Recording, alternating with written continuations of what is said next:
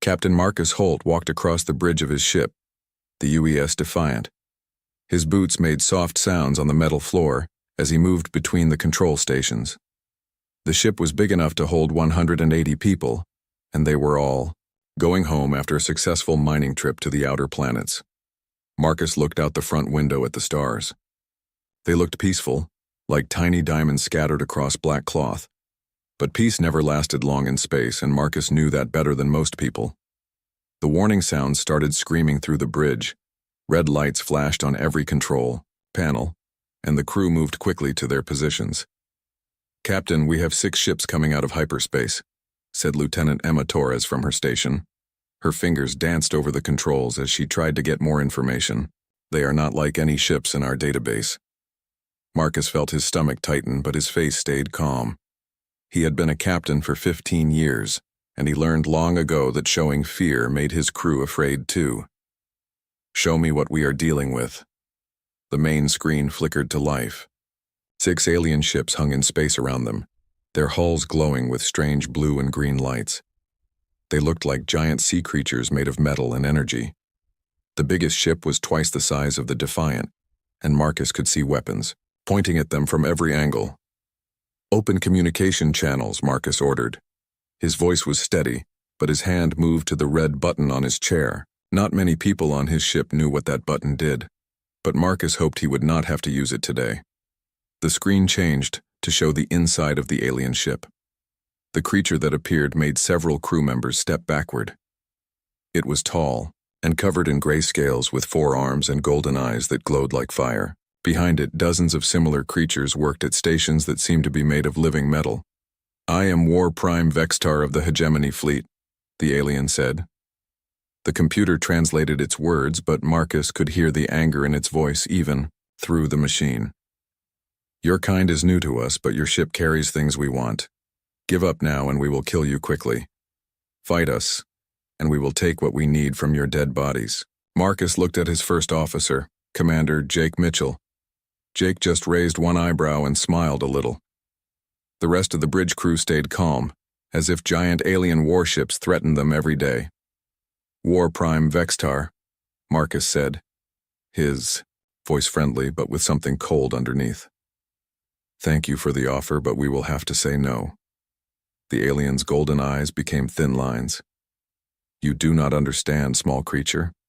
We are the strongest hunters in 17 star systems. We have destroyed civilizations that were old when your world was still learning to make fire. This is not a discussion." "No," Marcus agreed, his voice becoming very quiet and dangerous. "It really is not." The screen went black. For a moment, space was quiet except for the sound of the ship's engines and the soft beeping of computers. Then the alien ships began to glow as they charged their weapons. "Sir," Torres called out, "they are powering up what looks like plasma cannons. The energy readings are very high." "Chief Engineer Walsh to the bridge," came a rough voice over the intercom. "All systems are running perfectly. Should we show them what real power looks like?" Marcus nodded to Mitchell, who pressed several buttons on his control panel. Warning lights filled the bridge with red light as metal shields slid over the windows. "All crew, this is the captain," Marcus announced to the whole ship.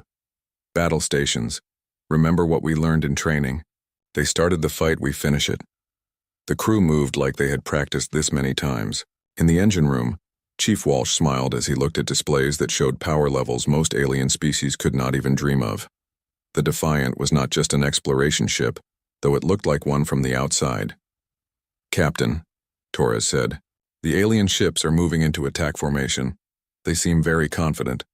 Marcus sat down in his captain's chair and pressed a few buttons on the arm. "They should be confident. Against most ships, they would win easily." "But we are not most ships," Mitchell said with a grin. "No, we are not." Marcus looked at the tactical display showing the 6 alien ships surrounding them. "Chief Walsh, bring us to condition red. Full power to all systems." Down in the engine room, Walsh flipped switches that activated systems hidden throughout the ship. The Defiant began to change. Armor plates shifted, revealing weapon ports that had been completely invisible before. The ship's smooth curves became sharp angles designed for war. "Captain," Torres reported, The aliens are scanning us again. I think they are confused by what they are seeing. Let them be confused for a few more seconds, Marcus said. Then we will give them something to really think about. On the alien flagship, War Prime Vextar studied the readings his crew was giving him. The human ship looked different now, more dangerous, but their weapons still seemed weak compared to hegemony technology. Fire all weapons, he ordered. Turn that ship into space dust. 6 beams of superheated plasma shot through space toward the Defiant. Each beam was powerful enough to destroy a small moon. They hit the human ship at exactly the same time, creating an explosion bright enough to be seen from several star systems away. When the light faded, the Defiant was still there. Its hull did not even have burn marks on it. Impossible, Vextar whispered. Our weapons can cut through any known armor. On the bridge of the Defiant, Commander Mitchell checked his instruments like he was reading the weather report. Adaptive shield matrix held at 23% capacity, Captain. They are using directed plasma. It works well against most ships, but our quantum resonance barriers were built specifically for this type of weapon. Marcus nodded. Chief Walsh, are you ready? Yes, Captain. The fusion cores are running like beautiful music. Should we begin the show? Something small, Chief. We do not want to scare them too much yet. Marcus looked at the alien ships on his screen. They hung in space like predators that had just discovered their prey could bite back. Lieutenant Torres, return fire. Use only the point defense lasers. Yes, sir. Targeting the flagship. A single thin beam of light reached out from the Defiant. It looked no more dangerous than a flashlight beam, just a line of coherent photons that barely showed up on sensors. It struck the alien flagship in the middle and cut through it like a hot knife through butter. The massive hegemony warship split in half, its glowing lights flickering and dying as air rushed out into space. War Prime Vextar watched in horror as his flagship broke apart. Hundreds of his warriors, beings who had conquered star systems, died in seconds. He had never lost a ship to what he thought was a weak species. How is this possible? He transmitted to the human ship. On the Defiant, Lieutenant Torres looked at her readings. Clean cut, Captain. Focused gamma-ray laser went through their hull like it was paper. No life signs detected on the flagship. Any response from the other ships? Marcus asked. They are not moving, sir. I think they are in shock. Marcus looked at the 5 remaining alien ships. They floated in space like confused animals that had just seen their leader fall to a predator they did not understand. War Prime Vextar, he said into the communicator. You wanted a fight. Are you sure you want to continue? War Prime Vextar stared at the broken pieces of his flagship floating in space. In 300 years of conquest, he had never seen anything like this. The human ship had cut through the most powerful vessel in his fleet like it was made of thin metal. He was now commanding from his second ship, the Bloodclaw. Around him, his crew worked frantically at their stations, trying to understand what had just happened. Sub-Commander Krelnix, Vextar called to his tactical officer. Scan that ship again. Tell me how they did this. Krelnix's 4 arms moved quickly over his controls. His golden eyes reflected the data streaming across his screens. War Prime, their weapon readings are still minimal. The beam that destroyed our flagship barely registered on our sensors. It should not have been able to penetrate our armor.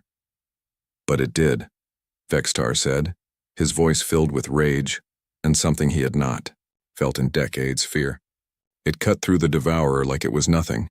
On the bridge of the Defiant, Captain Marcus watched the alien ships through his view screen. They were keeping their distance now, no longer confident in their ability to win an easy victory. Captain, Lieutenant Torres reported from her station. The remaining 5 ships are spreading out. They appear to be preparing for another attack, but they are being more careful this time. Commander Mitchell looked up from his tactical display. They are probably trying to figure out how we destroyed their flagship with what looked like a small laser beam. Chief Walsh to bridge, came the engineer's voice over the intercom. Captain, I have been monitoring their communications. They are very confused about our technology.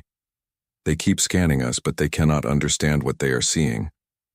Marcus smiled. That is exactly what we want them to think. How are our main weapon systems? All green, Captain. The fusion cores are running at full capacity. and the quantum torpedo tubes are loaded and ready. Should I bring the railguns online? Not yet, Chief. Let us see what they do first.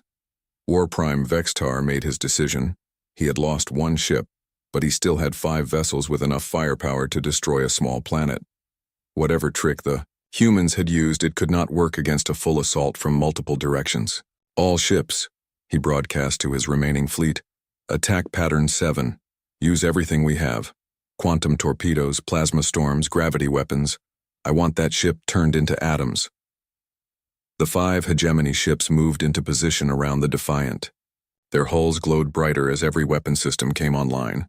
The space around the human ship filled with energy signatures that would have terrified most civilizations. They are powering up for a massive attack, Torres reported. I am reading quantum torpedo locks, multiple plasma cannon charges, and something that looks like a gravity well generator.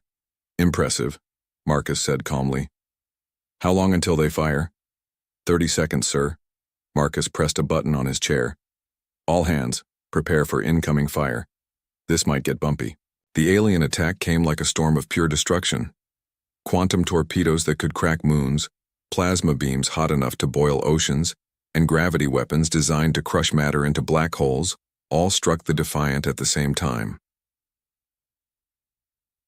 The explosion was so bright that it temporarily blinded the sensors on all the alien ships. When the light faded, they expected to see empty space where the human vessel had been. Instead, the Defiant hung in space exactly where it had been before, completely undamaged. This is not possible, Vextar whispered, his voice barely working. On the human ship, Commander Mitchell checked his instruments with the same calm expression he always wore. Adaptive shields held at 47% capacity, Captain. The quantum torpedoes actually boosted our power reserves by 15%. The gravity weapons canceled each other out, and the plasma beams were channeled into our secondary power grid. Excellent, Marcus said. Chief Walsh, I think it is time to show them what human engineering can really do. With pleasure, Captain. The hull of the Defiant began to change again. More armor plates slid away, revealing weapon systems that defied everything the aliens thought they knew about physics. The ship's entire structure seemed to reconfigure itself into something that looked like it had been designed by predators who understood the art of war. War Prime, Krelnix called out, his voice shaking. Their ship is transforming. I am reading energy signatures that do not make sense. Some of these weapons appear to be more powerful than our entire fleet combined. Vextar stared at the human vessel as it revealed its true nature. What kind of species builds ships like this? Return fire, Marcus ordered quietly. Particle beam weapons. Target their weapon systems only. I want them disabled, not destroyed. Yes, sir. Targeting now. 5. Beams of pure energy reached out from the Defiant. They were not like the simple laser that had destroyed the flagship. These were streams of accelerated particles that moved at nearly the speed of light, each one containing enough energy to power a small star. The beams struck the alien ships with perfect precision. Every weapon system on every vessel simply disappeared, vaporized instantly without damaging any other part of the ships. The aliens found themselves completely helpless in a matter of seconds.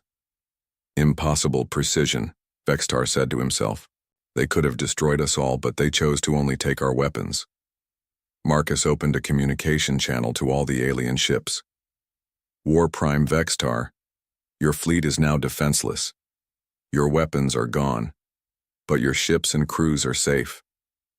Do you understand what this means? Vextar thought about the question. The humans could have killed everyone in his fleet, but they had chosen not to. They had shown mercy to enemies who had attacked them without warning. You could have destroyed us, he said. Yes, Marcus replied. We could have. But humanity learned long ago that the strongest species is not the one that can cause the most destruction. It is the one that knows when not to destroy. Why? Vextar asked. Why show mercy to enemies?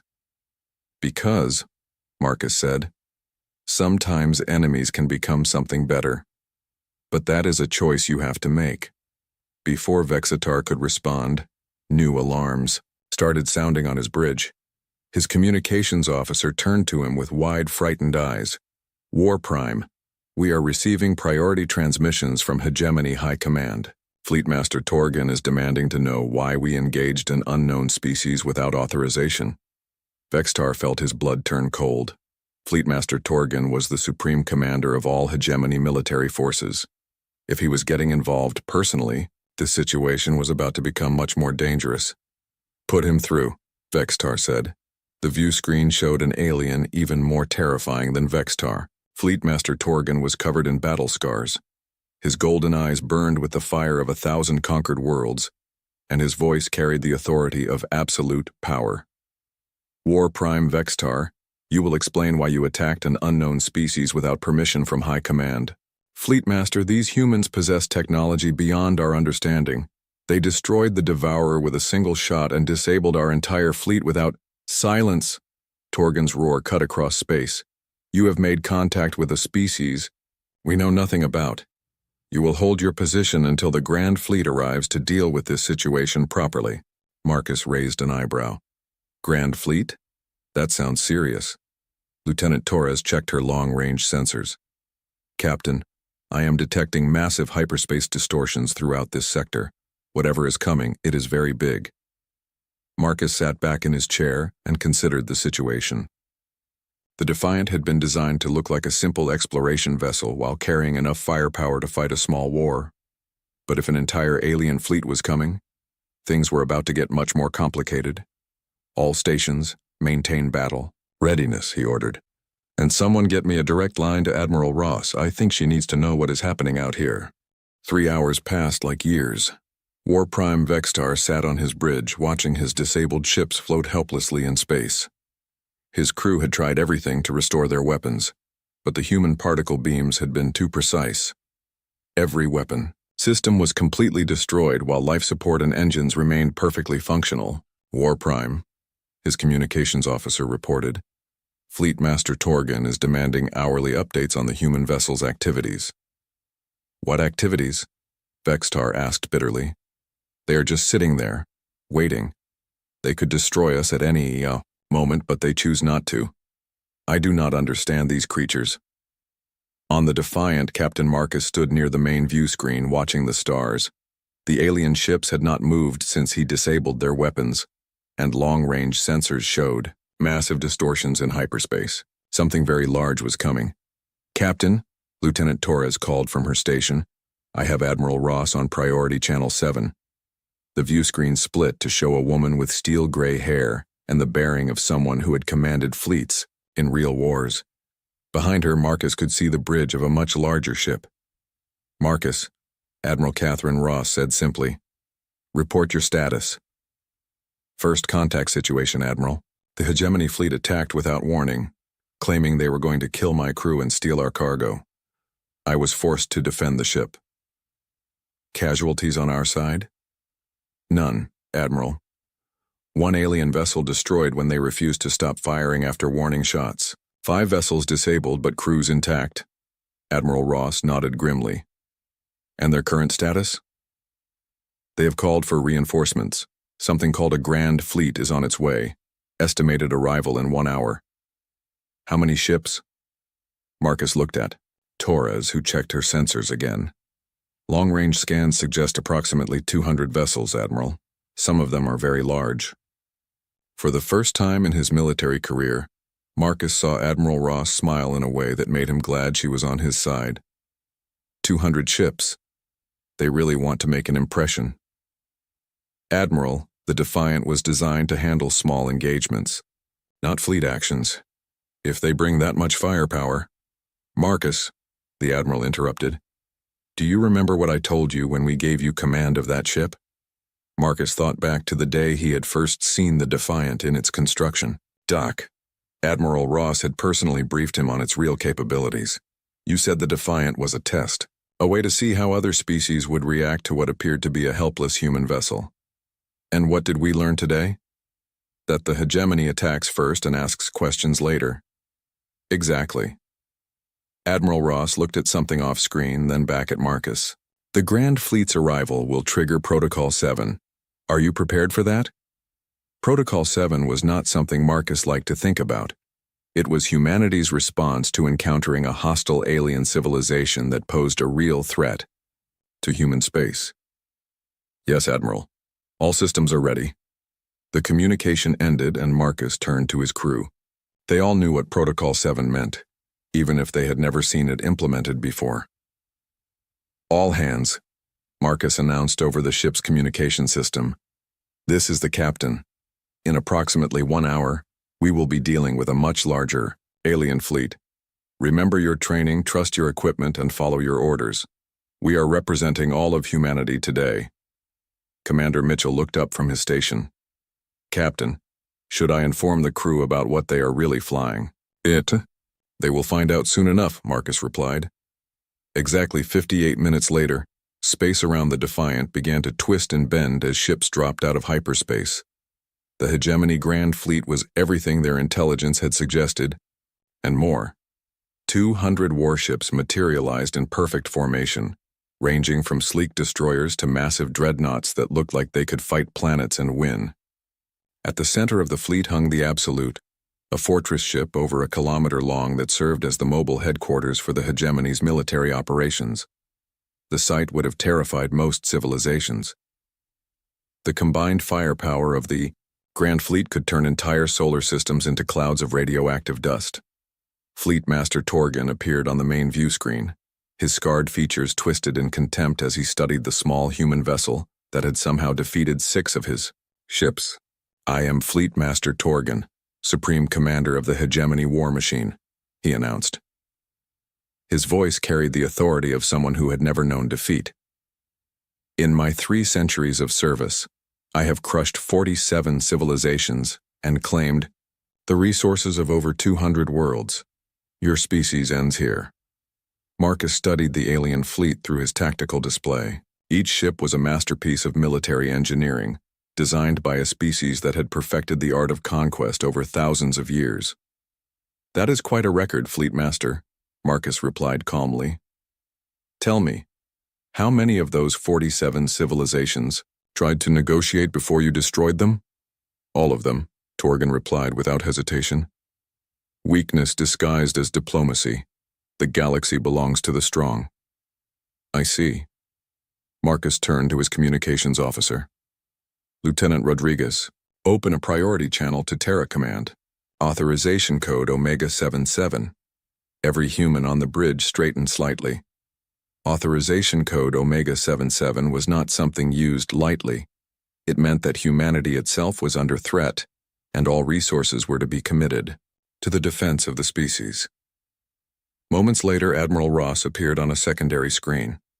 But now Marcus could see more of her ship's bridge, and what he saw made him smile grimly. The Terra's Wrath was humanity's greatest achievement in military engineering, a ship designed to fight wars across interstellar distances. Captain Holt, Admiral Ross said, execute Protocol 7. Yes, Admiral. Marcus turned to his crew. All stations, this is no longer a diplomatic mission. We are at war. The transformation of the Defiant was dramatic, but what happened next was beyond anything the aliens had ever seen. Space around the human ship began to shimmer and bend as more vessels decloaked. First dozens, then hundreds of human warships materialized from nothing. Each one was larger and more advanced than the Defiant, and their weapon signatures made the Hegemony fleet look like toys. But it was the ship that appeared directly behind Admiral Ross that caused complete silence. On every alien bridge, the Terra's Wrath was 3 kilometers of angular depth, a vessel so large it had its own gravitational field. Impossible, Fleet Master Torgan whispered. Our sensors detected nothing. How could an entire fleet hide from us? Because we have been watching you for decades, Admiral Ross replied calmly. Every world you destroyed, every species you enslaved, every act of conquest you celebrated. We recorded it all while planning for this day. The tactical displays on every Hegemony ship began screaming warnings as they detected energy readings that made no sense. The human weapons were not just more advanced, they operated on principles the aliens did not understand. You knew we would eventually threaten you, Torgan said, his voice losing some of its confidence. We knew species like yours always make the same mistake, Marcus replied. You assume that because you can defeat most civilizations, you can defeat all civilizations. Sir, Torres reported, I am receiving surrender signals from 63 hegemony vessels. The rest appear to be powering weapons. Admiral Ross's voice cut across all communication channels. Any hegemony vessel that powers weapons will be considered hostile and destroyed. You have 30 seconds to comply. The wait seemed endless. Marcus watched as more and more alien ships powered down their weapons, but 47 vessels, including Torgen's flagship, kept their weapons charging. Time is up, Admiral Ross announced. What happened next lasted only 3 seconds, but it changed the balance of power in the galaxy forever. The human fleet fired simultaneously, their weapons reaching across space at the speed of light. The 47 hostile hegemony ships simply ceased to exist. They were not blown apart or burned up. They were converted directly into energy and scattered as harmless radiation across several star systems. The remaining hegemony vessels hung in space like stunned animals. In 3 seconds, humanity had demonstrated a level of destructive capability that made their entire empire seem primitive. Fleetmaster Torgen, Admiral Ross said, your flagship was destroyed because you chose to power weapons. We detected your escape pod. You have one chance to speak for your species. A smaller screen showed Torgen in an emergency survival pod, his golden eyes wide with shock. How is this possible? We are the apex predators of the galaxy. You were, Marcus corrected. Now you are a species that needs to decide what it wants to become. Before anyone could respond, space shimmered again as new ships arrived. But these vessels were different, elegant and flowing with hulls that seemed to bend light around them. This is Ambassador Veltar of the Galactic Council, came a new voice. All hostilities will cease immediately. We have much to discuss. The arrival of the Galactic Council ships changed everything. Captain Marcus had heard rumors about the Council during his years in the Terran Navy, but most people thought they were just stories. Ancient beings who guided the development of younger species from the shadows, never interfering directly in galactic affairs. But here they were, and their presence made both the human and hegemony fleets seem small and insignificant. Ambassador Veltar's ship was beautiful in a way that hurt to look at directly. Its hull seemed to be made of crystallized starlight, and it moved through space without any visible means of propulsion. When it spoke, its voice reached every ship simultaneously, regardless of communication frequencies.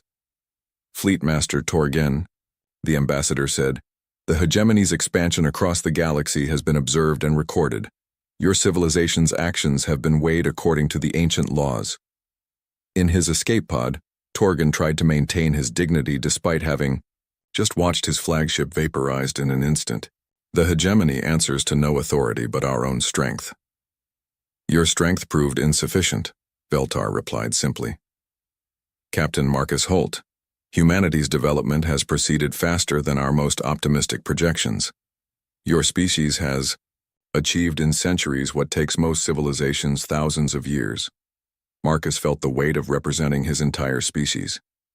Ambassador Veltar, humanity seeks only to protect itself and explore the galaxy peacefully. We have no desire for conquest. And yet you possess the capability to destroy civilizations, the ambassador observed. This is the paradox that makes your species unique. Admiral Ross spoke from her massive flagship. The Council has been watching us? For over 2 centuries, Veltar confirmed. Since your species first achieved nuclear technology, we have monitored your progress. Most species that develop such destructive power quickly destroy themselves. Humanity chose a different path. The space around them filled with more council ships as the ambassador continued speaking. Each vessel was unique, representing different aspects of technologies and philosophies that had been refined over millions of years. The hegemony represents one extreme, Veltar explained. A species that uses strength only to dominate others. Most civilizations follow this path and eventually collapse when they encounter something stronger than themselves.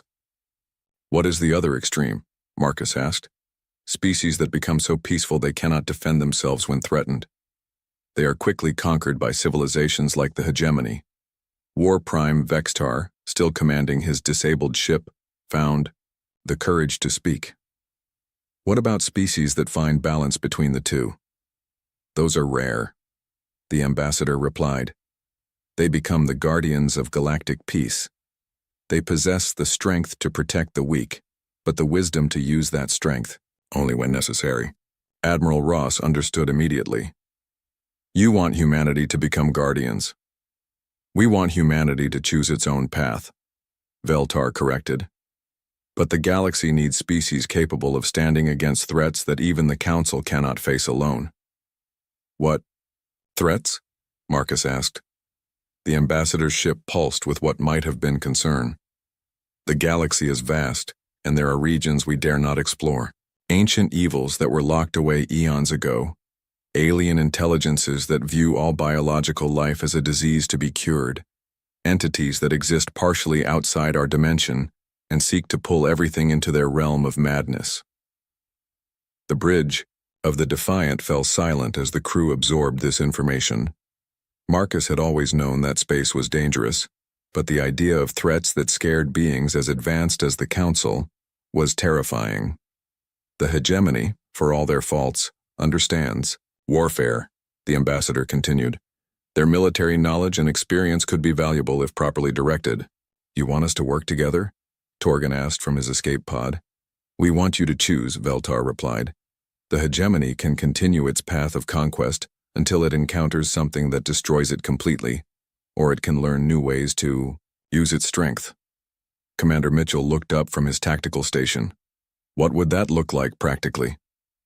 The hegemony would transition from an empire of conquest to a protective force, Admiral Ross answered, understanding the direction of the conversation. Their military expertise would be preserved but redirected toward defending peaceful worlds rather than attacking them. And humanity? Marcus asked. Would emerge from careful isolation to take its place as a major galactic power, the ambassador replied. Your technological innovations and strategic thinking would benefit all peaceful species. Over the next several hours, representatives from the Council moved between the human and hegemony fleets. They spoke with officers, examined ship designs, and evaluated the cultures that had created both civilizations. Marcus found himself in a strange conversation with War Prime Vextar over secure communication channels. The alien who had tried to kill him hours earlier was now discussing tactical approaches and military philosophy. Your species fights differently than any we have encountered, Vextar said. The hegemony uses overwhelming force to break enemy resistance quickly, but you disabled our fleet with surgical precision, destroying only what you needed to destroy. Humanity. Learn through painful experience that victory means nothing if it cost you your soul, Marcus replied. Our history is full of wars that were won but left the winners worse than the defeated. This is a concept the hegemony has not considered, Vextar admitted. We have always measured success by the completeness of our victories. How do you measure failure? Marcus asked. The alien was quiet for a long moment. We do not. The hegemony does not fail. Until today. Until today, Vextar agreed. On the Terra's Wrath, Admiral Ross was having a different conversation with Fleet Master Torgan, who had been brought aboard a Council ship for negotiations. Your species has two choices, she told him bluntly. Evolution or extinction. The galaxy is changing, and civilizations that cannot adapt get left behind. What would evolution look like for the hegemony? Torgan asked. Keep your military structure and expertise, but change your objectives. Instead of conquering worlds, protect them. Instead of enslaving species, defend their right to develop freely. And in return, you survive. Your people find a purpose beyond conquest. And when the real threats emerge from the dark spaces between stars, you will be ready to fight battles that actually matter. Ambassador Veltar appeared on the communication screen. Fleet Master, the Council offers the hegemony a chance to join the Galactic Protective Alliance. Your military knowledge would be invaluable in training other species to defend themselves. What about the worlds we have already conquered? Torgan asked. They will be granted independence and offered Council protection during their transition to self-governance, the ambassador replied. The hegemony will provide resources and assistance to help rebuild what was destroyed. This will not be popular with my people, Torgan warned. We have built our entire civilization around conquest and dominance. Change is never easy, Admiral, Ross agreed, but it is better than the alternative, which is continued expansion until you encounter something that makes humanity look peaceful by comparison. The negotiations continued through the night. Gradually, the framework of a new galactic order began to take shape. The hegemony would return to their space to begin the difficult process of transforming from conquerors to protectors. Humanity would step forward from its careful hiding to become a visible force for stability and technological advancement. And the Council would finally emerge from the shadows, no longer content to guide from a distance as new threats gathered in the darkness beyond the galactic rim. As the various fleets prepared to depart, Captain Marcus received a final message from War Prime Vextar. Captain, when we first encountered your ship, we expected to add another easy victory to our record. Instead, we learned that true strength comes from knowing when to use power and when to show mercy. Marcus smiled as he watched the former hegemony fleet begin its journey home. War Prime, humanity has a saying, the best battles are the ones you never have to fight. Today, everyone learned something valuable. But even as the fleets dispersed and the immediate crisis ended, long-range sensors detected troubling signals from the galactic rim. Ancient beacons were activating, and things that had slept for millions of years were beginning to stir. The real test of the new alliance was still coming. 6 months after the first encounter between humanity and the hegemony, the galaxy looked very different. Captain Marcus stood on the observation deck of the newly constructed Harmony Station, watching ships from dozens of species dock at the massive space station that had become the center of the new Galactic Protective Alliance. The station was a marvel of combined engineering. Human technological innovation, hegemony military architecture, and Council advanced materials science had created something that was greater than the sum of its parts. Ships that had once fought each other now worked together to defend peaceful worlds from threats that emerged from the dark spaces between stars. Captain, Lieutenant Torres approached from behind.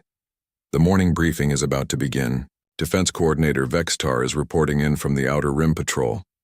Marcus nodded and made his way to the command center.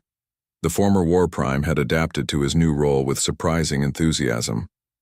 Leading defense fleets against genuine threats proved to be far more satisfying than conquering helpless civilizations. The main screen showed Vextar on the bridge of his new ship, the Protector.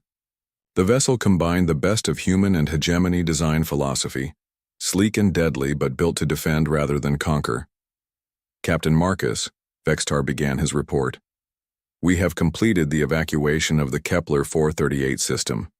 The ancient machines have awakened on 3 worlds, but we managed to get all civilian populations to safety before they became fully active. Any casualties? Marcus asked. None among the evacuees. We lost 2 ships when the machines activated their defensive systems, but the crews had time to evacuate. These ancient weapons are unlike anything we have encountered before, Admiral. Ross appeared on another screen from her flagship. The Council archive suggests these machines are remnants of a civilization that existed over 1 million years ago. They were designed to activate when specific conditions were met. What conditions? Marcus asked. Ambassador Veltar's voice filled the command center, though the Council representative remained invisible as always. Large-scale space battles seemed to trigger their awakening protocols, the energy signatures from weapons fire act, as alarm signals. So our fight with the hegemony fleet woke them up, Marcus realized. Partially. But they were already beginning to stir. Something else is activating them from beyond the galactic rim. Commander Mitchell, now serving as the station's tactical coordinator, pulled up a galactic map showing the locations where ancient machines had become active. The pattern was clear and disturbing. They are forming a defensive perimeter around the entire galaxy, he reported. Whatever they are designed to protect against is coming from intergalactic space. The briefing continued with reports from other sectors. Human exploration vessels were discovering more evidence of ancient civilizations that had simply vanished millions of years ago. Hegemony patrol fleets were finding worlds stripped of all biological life, but with no signs of what had caused the destruction. Defense Coordinator Vextar, Admiral Ross addressed the alien commander. "How are your people adapting to their new role?"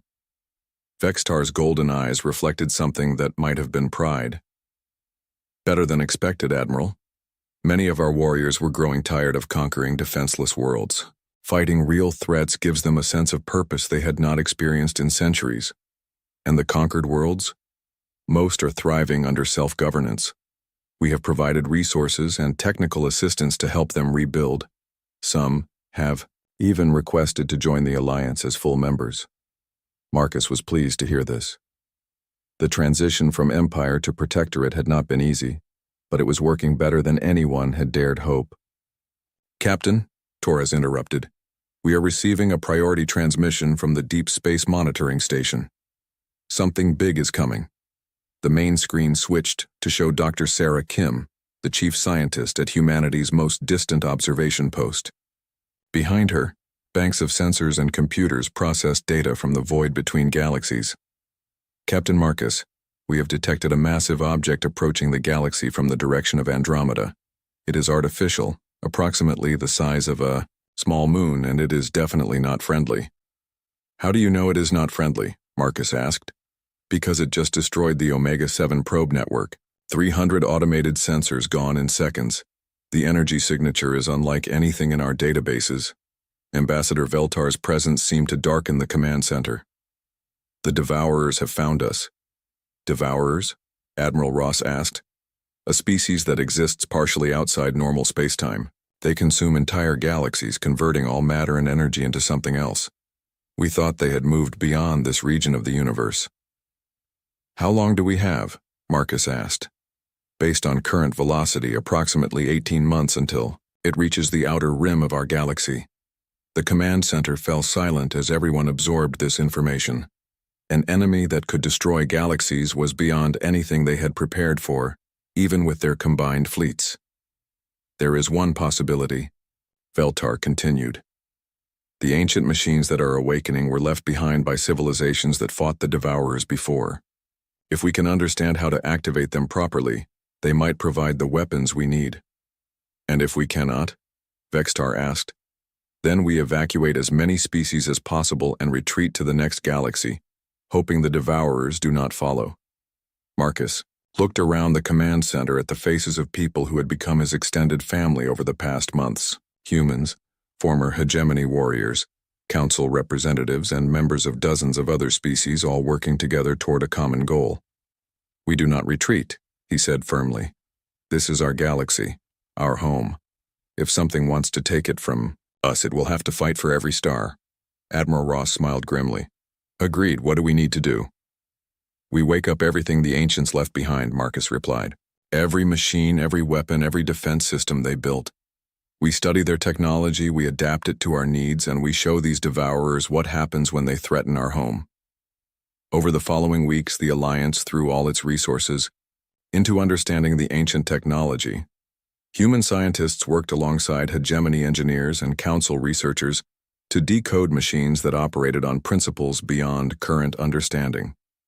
Slowly, a picture emerged of the previous war against the Devourers. Multiple galactic civilizations had united to build weapons capable of fighting entities that existed partially outside normal space. The machines were not just defensive systems. They were the components of a weapon system designed to function across the entire galaxy. "It is elegant in its simplicity," Dr. Kim reported from her analysis of the ancient archives. "The machines form a network that can channel the energy of every star in the galaxy into a single focused beam. The Devourers exist in normal space only when they are feeding. Hit them at the right moment with enough energy and they can be destroyed." "What is the catch?" Marcus asked, knowing there always was one. "The weapon can only be fired once. Using, it will drain every star in the galaxy, reducing their lifespan by millions of years. We would save the galaxy but doom it to a much shorter existence." "How much shorter?" "Instead of trillions of years, we would have billions." Still enough time for countless civilizations to rise and fall, but significantly less than the natural lifespan of our galaxy. Marcus looked at the assembled representatives of the Alliance. They had come so far from that first encounter, when alien ships had surrounded a single human vessel. Now they faced a choice that would determine the fate of every living being in the galaxy. "We vote," he said simply. "Every member species gets one vote. We decide together." The vote was unanimous. Every species, from the most advanced to the most primitive, chose to fight rather than flee. They would use the ancient weapon, accept the shortened lifespan of their stars, and face whatever consequences came from their decision. As the Devourer continued its approach toward the galaxy, the Alliance worked frantically to prepare the ancient weapon system. Human ingenuity, hegemony, determination, and council wisdom combined with the knowledge of civilizations that had faced this threat before. On the day the Devourer reached the outer rim and began consuming the first star systems, Captain Marcus stood on the bridge of Harmony Station and gave the order that would save the galaxy. "All stations, this is Alliance Command. Fire." The ancient machines awakened across the entire galaxy, drawing power from every star simultaneously. The weapon they created was a beam of pure energy that reached across space at the speed of light, striking the Devourer at the exact moment it materialized fully in normal space to feed. The explosion could be seen from the far side of the galaxy. When the light faded, the Devourer was gone. Its exotic matter scattered harmlessly across intergalactic space. The galaxy was safe, but changed forever. The stars burned a little dimmer, and everyone knew their time was more limited than before. But they had time enough to build something beautiful, something worth the price they had paid. As Marcus watched the celebration ships from 100 worlds lighting up space with fireworks and joy, he thought about how it all began with a simple encounter between enemies who learned to become allies. The galaxy belonged to those who chose to protect it rather than conquer it. And that made all the difference.